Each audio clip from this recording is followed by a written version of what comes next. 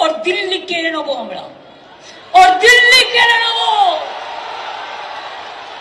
বাংলায় আপনারা লড়াই করুন, বাংলা জিতলে দিল্লি কাড়বো, এবং বাংলায় আমরা বেঁচে থাকলে ওর দিল্লি কাড়বো, ও সরকার পড়ে যাবে, ও বাংলাকে বঞ্চিত করতে গিয়ে নিজেরা পেছু উঠবে, হতে বাধ্য বাধ্য বাধ্য।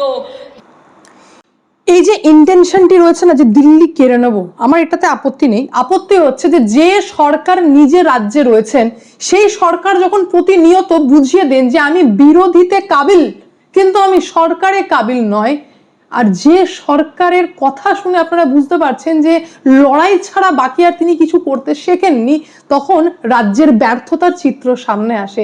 যে দিনের অপেক্ষায় আমরা আপনারা প্রত্যেকেই বসেছিলাম, বেশ কিছু অভিজ্ঞ এবং অর্থনৈতিকবিদ বলছিলেন যে এই লক্ষ্মী ভান্ডার এবং রাজ্য সরকার যেভাবে চলছে তাতে রাজ্যটাকে কিন্তু লে ডুববে, সেই দিন আজকে আপনাদের সামনে চলে এসেছে। বড় খবর আপনাদের সামনে চলে এসেছে, আমি তথ্য ছাড়া কথা বলি না। আর এইবার রিজার্ভ ব্যাংক অফ ইন্ডিয়ার তথ্য অর্থবর্ষে 2025 সালের রিপোর্ট চলে এসেছে। যে দিনের অপেক্ষায় আমরা আপনারা প্রত্যেকে ওয়েট করছিলাম সেই শুভ দিন চলে এসেছে। সেটা হচ্ছে ভারতের সবচেয়ে বেশি ঋণের চাপে থাকা রাজ্য 10টির মধ্যে প্রথম নাম হচ্ছে পশ্চিমবঙ্গের। সমস্ত খবরের ডিটেলসে যাওয়ার আগে নমস্কার, আমি অদ্বিতীয়া রয়। আজকে আবার চলে এসেছি আমার ছোট্ট ইউটিউব চ্যানেল সঙ্গে অদ্বিতীয়ায়। আপনাদের সকলকে প্রণাম ও ভালোবাসা জানিয়ে আজকের লাইভ আমি এখান থেকে শুরু করি। শুরুতেই বলে দিই, সুখবর আপনারা পেয়ে গেছেন। নিন লক্ষ্মীর ভান্ডার থেকে শুরু করে সমস্ত ভাতা এনজয় করুন। আর আমাদের রাজ্য অর্থাৎ পশ্চিমবঙ্গ একটা সময় ভারতের ইকোনমিতে তালিকার প্রথম সারিতে থাকা রাজ্য ছিল, আর এখনো আমি যদি আপনাদের সামনে ওয়ার্ল্ড ইকোনমির কথা বলে থাকি তো ভারত হচ্ছে ফাস্টেস্ট গ্রোয়িং ইকোনমি, যার বিষয়ে এটা অ্যাকসেপ্ট করেছে বিশ্ব ব্যাংক এবং IMF। কিন্তু এ কি, ভারতের এই ফাস্টেস্ট ইকোনমি যে গ্রো করছে তাতে লে ডুবছে বেশ কিছু রাজ্য, তার মধ্যে প্রথম নাম হচ্ছে পশ্চিমবঙ্গ। এবং এই দিনের অপেক্ষায় আপনারা বসেছিলেন, আর আজকে সেই দিন চলে এসেছে যেখানে জানা যাচ্ছে যে রাজ্যগুলি অর্থাৎ এই পশ্চিমবঙ্গ যে রাজ্যের নাম সব থেকে প্রথমে রয়েছে তা শুধু মানে তার এই রাজ্যের সব থেকে যা আয় আসে, মানে সব থেকে বেশি ইনকাম যেটা হয় তার 42% শুধুমাত্র সুদ পরিশোধ করতে চলে যাচ্ছে, মানে সুদ দিতেই টাকা চলে যাচ্ছে 42%। আমি আবার বলছি 42% টাকা চলে যাচ্ছে শুধুমাত্র সুদ মেটাতে। আর এই জন্য পশ্চিমবঙ্গ হচ্ছে সব থেকে ফাস্টেস্ট যে ঋণ, যে যাকে বলা হয় না যে অর্থনীতির মধ্যে সব থেকে ঋণের চাপে মাথায় বোঝা নিয়ে বসে রয়েছে যে রাজ্য, সেটা হচ্ছে এটা। এবার আমি আপনাদেরকে এক্সপ্লেন করে দিই। আপনারা দেখতে পাচ্ছেন না লক্ষ্মী ভান্ডারের, সরি লক্ষ্মী ভান্ডার কেন বলবো, উন্নয়নের পাঁচালী এই যে ভাঙা রাস্তার উপর দিয়ে চলে যাচ্ছে।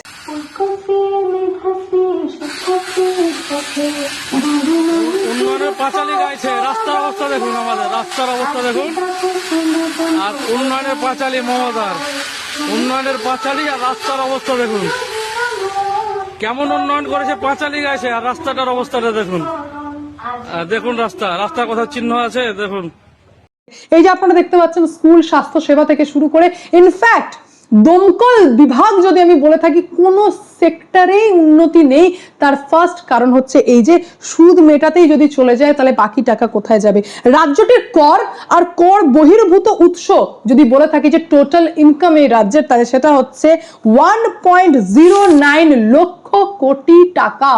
1.09 লক্ষ কোটি টাকা আয় করলেও তার মধ্যে 45,000 কোটি টাকা শুধুমাত্র সুদের পেছনেই টাকাটি চলে যাচ্ছে। এবার বলুন এই রাজ্য যাবে তো যাবে কোথায়? আর এই রাজ্যের এই পরিণতি করে ফেলেছেন রাজ্যের মুখ্যমন্ত্রী মমতা ব্যানার্জি, এবং সেই কারণেই বিভিন্ন বয়স্ক মানুষেরও ভিডিও আজকাল ভাইরাল হচ্ছে যেখানে ওরা ক্ষোভ দেখাচ্ছেন নিজেদের যে রাজ্য সরকারকে যেতে আর দেখতে পারলাম না, তো চলো ভাই দু লাইন এমনি বলে দিই। মানে আমি আবারও আপনাদেরকে বলছি যে এই রাজ্য সরকার বিরোধীতেই মানায়।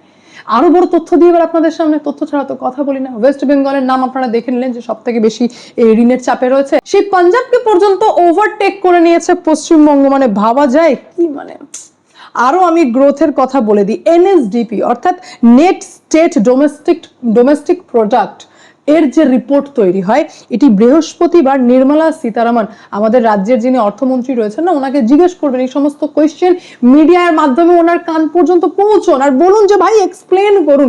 দিদির হয়ে শুধুমাত্র এক্সপ্লেন করলে চলবে? এই সমস্ত বিষয় বলতে হবে, কারণ আপনি আপনি আপনি পারলে ডিফেন্ড করুন। নির্মলা সীতারামন যে মিথ্যে কথা বলছে তার তথ্য দিন, আপনি প্রমাণ করে দিন যে নির্মলা সীতারামন মিথ্যে রিপোর্ট দিয়েছে।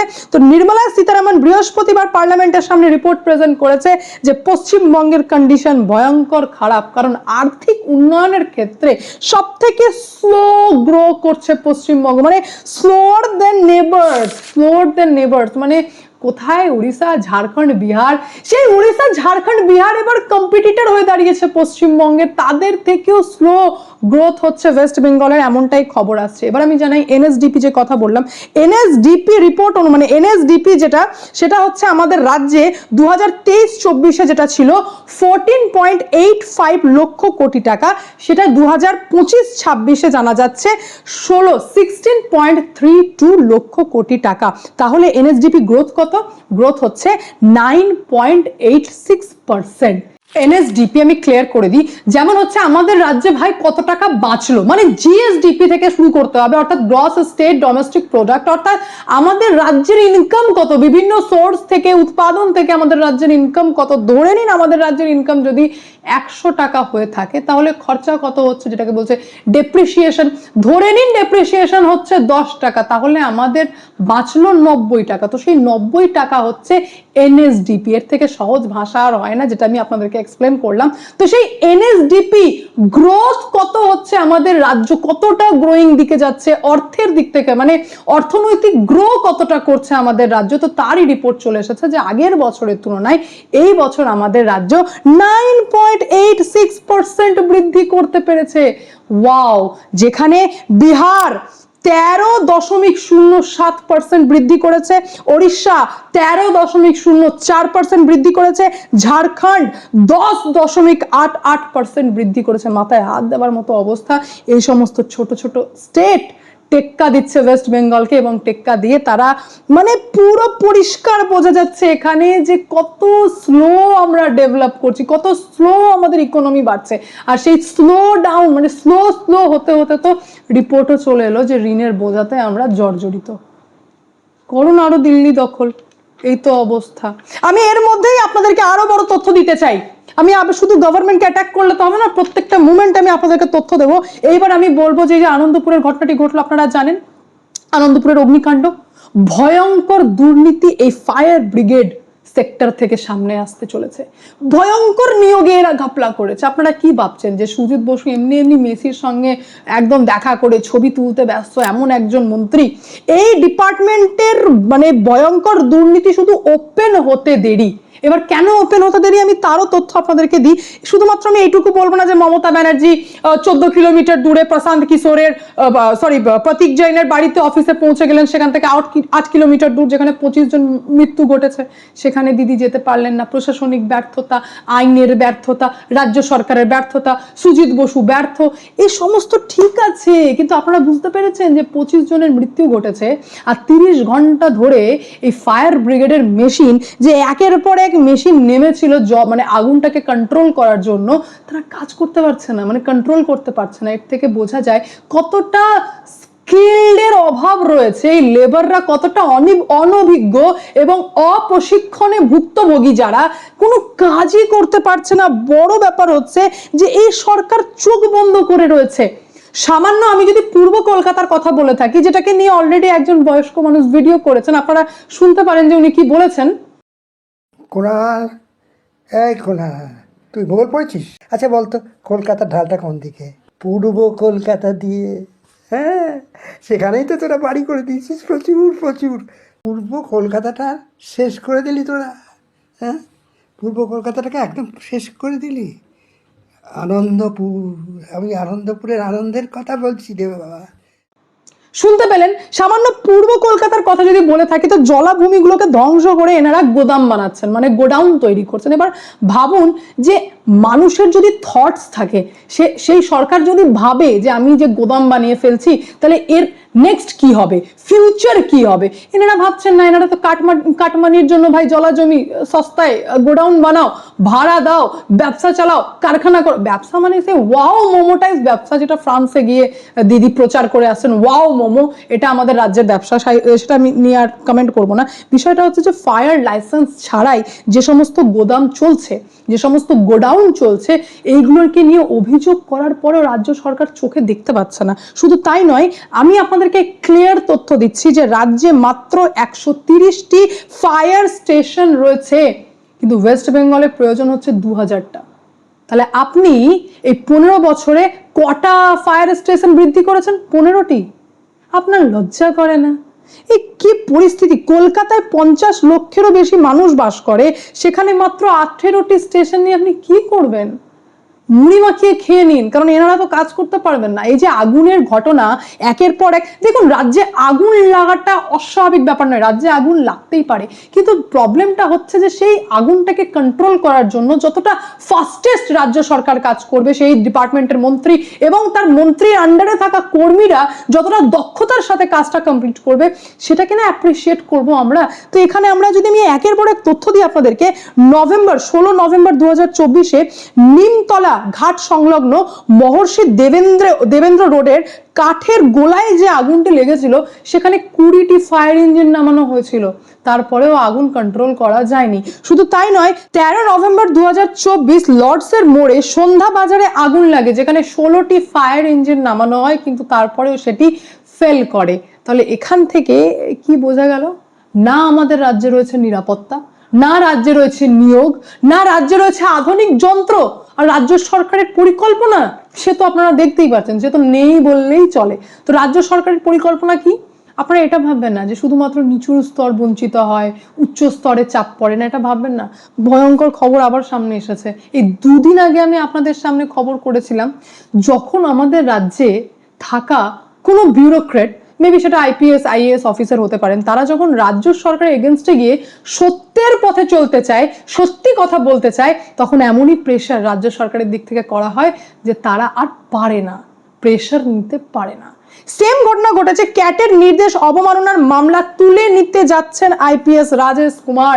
আমি কিছুদিন আগে এনাকে নিয়ে ভিডিও করেছিলাম এবং ইনি কিভাবে বঞ্চিত সেই কথাও আমি আপনাদের সামনে তুলে ধরেছিলাম, যে রাজ্য সরকারের দুর্নীতি এবং অনিয়ম, বেআইনি কার্যকলাপের জন্য কিভাবে একজন IPS বঞ্চিত, এবং তিনি বিচার চেয়ে কোর্টে দ্বারস্থ হয়েছিলেন। তিনি বলছেন যে আমি মামলা চালাতে চাই না, আমি মামলা তুলে নেব।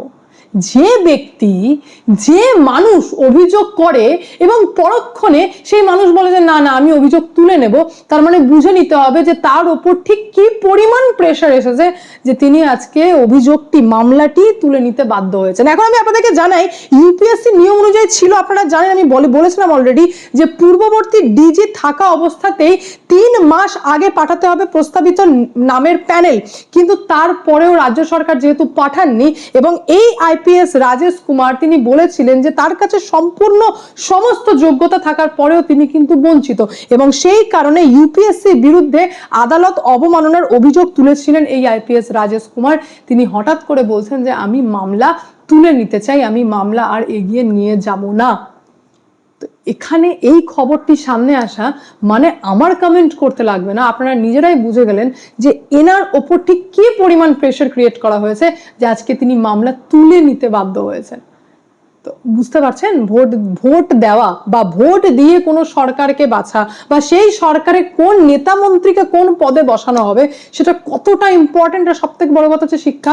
আজকে অর্থনৈতিক দিক থেকেও গেল, আজকে IPS IASরা কাজও করতে পারছেন না, মান সম্মানও গেল, না আছে ব্যবসা, না আছে কিছু।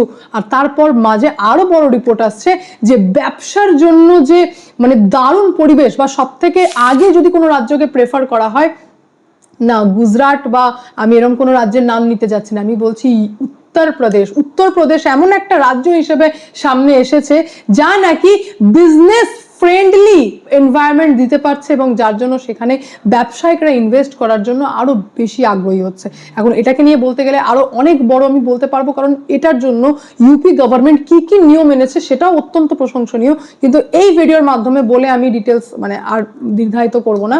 আমি এই বিষয়টাকে নিয়ে নেক্সট ভিডিওতে আপনাদের সামনে ডিটেলস তুলে ধরবো।